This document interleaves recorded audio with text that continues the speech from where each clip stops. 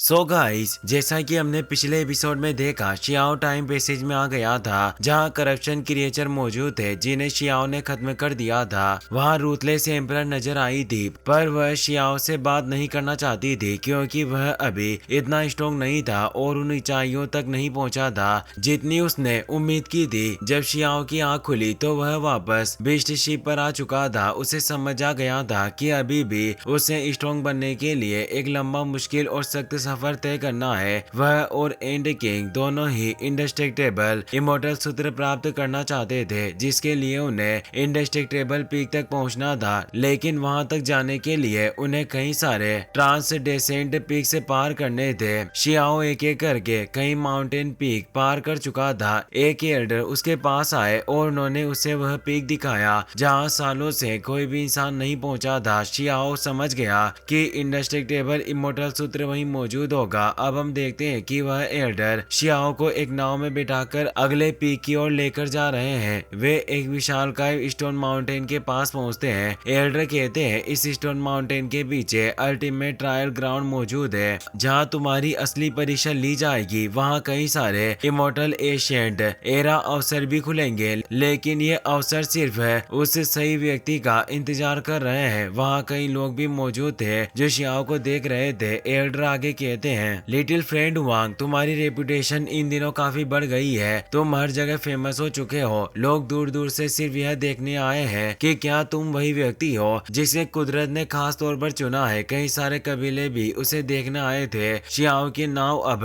उस stone mountain के बीच स्थित रास्ते में प्रवेश कर रही थी। एल्डर कहते हैं, लिटिल फ्रेंड, यहाँ से तुम्हें अकेले ही आगे बढ़ना होगा। याद रखना, यह जगह भारी पाबंदियों और खतरों से भरी हुई है। अगर तुमने लापरवाही से जरा भी ऊपर उड़ने की कोशिश की तो हेवन चेंज तुम्हारे खिलाफ एक्टिवेट हो जाएगी। यह कहकर एल्डर वहां से निकल जाते हैं और एक जायंट शिप पर चले जाते हैं। शियाओ उन्हें इस वार्निंग के लिए शुक्रिया कहता है और एंड किंग के साथ आगे बढ़ जाता है। जैसे ही वे घाटी के अंदर पहुंचते हैं, उन पर तेज दबाव पड़ने लगता है। मौसम अचानक पूरी तरह बदल जाता है। पत्थर गिरने लगते हैं। आसमान में थंडर स्ट्राइक हो रही थी। पूरी नाव हिलने लगती है। शियाओ मुश्किल से कंट्रोल बनाए हुए था, लेकिन हालात हद से ज्यादा बिगड़ चुके थे। इसीलिए वह अपने गोल्डन वाइन से पूरी बोट को कवर कर लेता है और तेजी से आगे बढ़ने लगता है। वह अपने डिवाइन आई का भी इस्तेमाल करता है ताकि रास्ता साफ नजर आ सके। लेकिन हैरत की बात यह थी कि उसकी मार्शल ट्रू हेवनली आईज भी आगे का रास्ता नहीं देख रही थी। शियाओ एंड किंग से पूछता है, क्या तुम इस धुंध को साफ कर सकते हो? एंड किंग गुस्से में जवाब देता है, आखिर तुम मुझे समझते क्या हो? क्या तुम्हें लगता है कि मैं कोई बड़ा पंखा हूँ जो इस वो को उड़ा दूंगा? फिर वह ऊपर उठकर heavenly horn and technique cell of strength activate करता है और कई सारे पंच एक साथ आगे बढ़ाता है। हेवनली एंड किंग की रियल बॉडी सामने ऊपर आती है और वह एक झटके में ही उस धुंध को पूरी तरह मिटा देता है।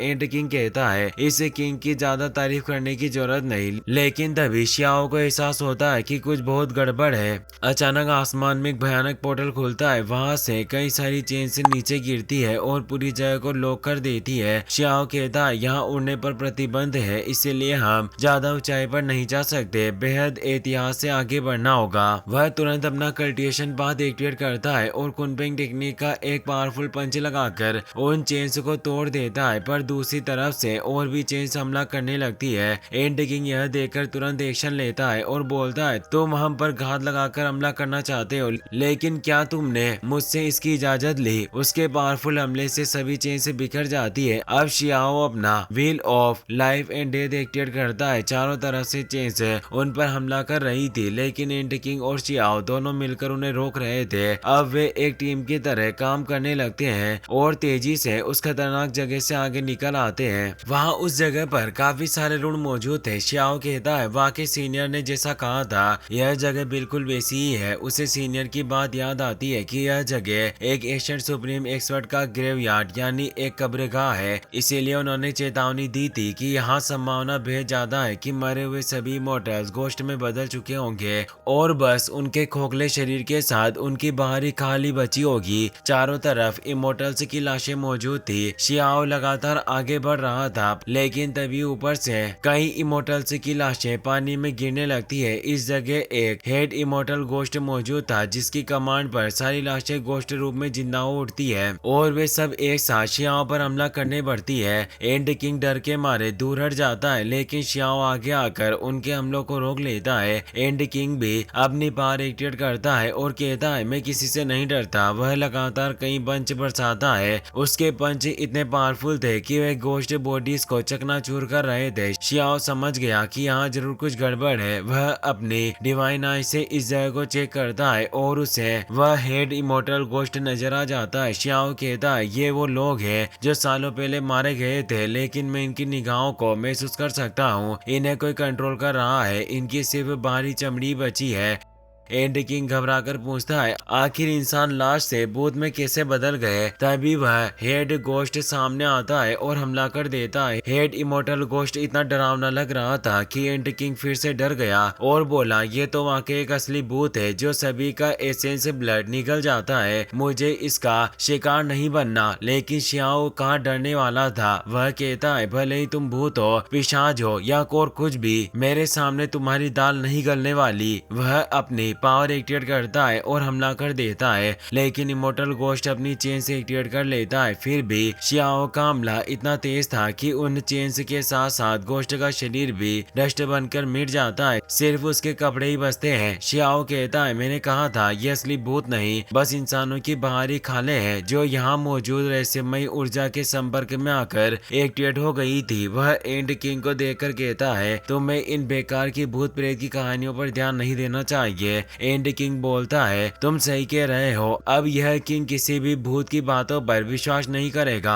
और मैं पहले भी इतना नहीं डरा था। बस मुझे डर था कहीं इन गोश्त में जहरीली गैस ना हो जो मुझे कोई नुकसान पहुंचा दे। वह एक जाइगेंटिक पंच मारकर बचे हुए गोश्त को भी खत्म कर देता है। शियाओ सोचता है इस एंड किंग का दिल सचमुच एक बच्चे जैसा है और यह काफी मजेदार भी है। दोनों साथ में आगे बढ़ जाते हैं। तभी हम देखते हैं कि पीछे एक पोर्टल खुलता है। एक जायंट बीस्ट बाहर आने की कोशिश कर रहा था, पर वह बाहर नहीं निकल पाता और पोर्टल बंद हो जाता है। इस तरह शियाओ और एंड किंग बिना किसी परेशानी के आगे बढ़ जाते हैं। अब वे सामने एक जलते हुए बर्निंग एंट्रेंस तक पहुंचते हैं। शियाओ से देखकर खुश होकर कहता है हम अब सीधे इसके अंदर प्रवेश करेंगे। एंड किंग भी उत्साहित होकर कहता है ठीक है चलो ये कर ही डालते हैं। पर तभी आसमान में कई सारे फेदर से तैरने लगते हैं। शियाओ अपनी डिवाइन आई से चेक करता है। उसे आसमान के ऊपर कई फायरबॉल से तेजी से आती हुई दिखती है। शियाओ समझ जाता है कि उसे वक्त रहते अंदर प्रवेश करना होगा। वह अपनी डालू इमोर्टल स्वॉर्ड बाहर निकालता है और one sword split heavenly river मुंह से हमला करता है। चेन से टूट जाती है और शियाओ तेजी से अंदर बढ़ता है, पर तभी अंदर से एक स्फीयर उसकी तरफ बढ़ता है। शियाओ झट से अपनी इमोर्टल स्वॉर्ड आगे फेंकता है, लेकिन वह स्फीयर को रोक नहीं पाती। स्फीयर उससे छूकर निकल जाता है और शियाओ बाल बाल बच जाता है। एल्डर यह सब देख रहे थे। वे कहते हैं जो भी इस पैलेस के अंदर जाना चाहता है उसे एक ट्रायल पास करना पड़ता है। मैं तुम्हारा गाइड हूँ, लेकिन मैं तुम्हें यह बताना भूल गया कि मैं इस जगह का गार्डियन भी हूँ। तुम्हारे आगे का रास्ता अब जीवन और मृत्यु का होगा। अब तुम्हें अपनी काबिलियत पर ही डिपेंड रहना होगा। तुम सिर्फ अपनी शक्ति के दम पर ही आगे बढ़ पाओगे। शियाओ और एंड किंग एक बिल्कुल अलग जगह पर पहुंच चुके थे। उन दोनों को ही कुछ समझ नहीं आ रहा था। दरअसल यह एक इमोर्टल एशियन ट्रायल ग्राउंड था। शियाओ और एंड किंग लगातार आगे बढ़ते हुए उस जगह की जांच कर रहे थे। वहाँ हर तरफ बस अराजकता फैली हुई थी। चारों तरफ खून बिखरा पड़ा था, टूटे हुए हथियार बिखरे थे और साथ ही कई लोगों की लाशें भी मौजूद थी। शियाओ कहता यह जगह वाकई किसी बैटलफील्ड जैसी लग रही है और ऐसा लगता है कि यहाँ की लड़ाई बहुत पहले खत्म हो चुकी है। यह पूरा नजारा कितना दुखद है। एंड किंग पूछता है पर तुमने तो कहा था कि विदेशी दुनिया के दुश्मनों ने अब तक हमला नहीं किया, तो फिर यह कैसी बैटलफील्ड है और इतने सारे लोगों को आखिर किसने मारा। शियाओ नीचे उतरता है और एक लाश को देखकर कहता है इनका पहनावा बिल्कुल अलग है। ये लोग हमारे हमारे युग से नहीं लगते। ये प्रीवियस एरा के लोग प्रतीत हो रहे हैं। इनमें कई सुप्रीम एक्सपर्ट्स भी थे, इसीलिए दृश्य प्रेजेंट का नहीं हो सकता। एंड किंग चौकर कहता है, तो क्या इसका मतलब हम पास्ट की किसी जगह पर मौजूद है या फिर इमोर्टल एरा वापस लौट आया है? शियाओ जवाब देता है, इमोर्टल एरा का लौटना मुमकिन नहीं है। हम एक ट्रायल के अंदर है, हमें इस पास्ट के दृश्य में लाया गया है ताकि यहाँ की सच्चाई समझ सके। और यहाँ मौजूद इन सुप्रीम एक्सपर्ट्स का ब्लड एसेंस अभी भी इतना स्ट्रॉन्ग है कि स्वर्ग और पृथ्वी को अलग कर सकता है। वह आगे कहता है, मुझे यहाँ एक अजीब सी खामोशी का भी एहसास हो रहा है। शियाओ एक पेटिशनर के खून को हाथ में लेकर उसकी जांच करता है और कहता है कि इसका ब्लड देखकर लगता है कि प्रीवियस एरा के पीक एक्सपर्ट रहे होंगे। लेकिन हैरानी की बात यह है कि इनके ब्लड में ना कोई स्पिरिचुअलिटी बची है और ना ही कोई इविल ऑरा नजर आ रही है। तभी वह ब्लड अचानक सक्रिय होने लगता है और आसमान की तरफ उड़ जाता है। अब पूरे ट्रायल ग्राउंड में मौजूद खून एक साथ इकट्ठा होने लगता है। शियाओ हैरान रह जाता है, आखिर यह सब हो क्या रहा है? तभी एंड किंग कहता है, मुझे उस तरफ कुछ नजर आ रहा है। दोनों उसकी दिशा में आगे बढ़ते हैं। इसी के साथ यह एपिसोड यही खत्म होता है। अगर वीडियो पसंद आया हो तो अपने दोस्तों के साथ शेयर करें, साथ इस वीडियो को लाइक करें और चैनल को सब्सक्राइब करना ना भूलें। Thanks for watching.